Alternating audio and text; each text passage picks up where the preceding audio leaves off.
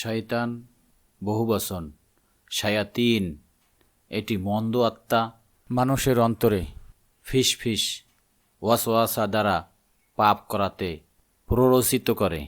শয়তান শব্দটি পবিত্র কোরআনে ৮৮টি স্থানে রয়েছে।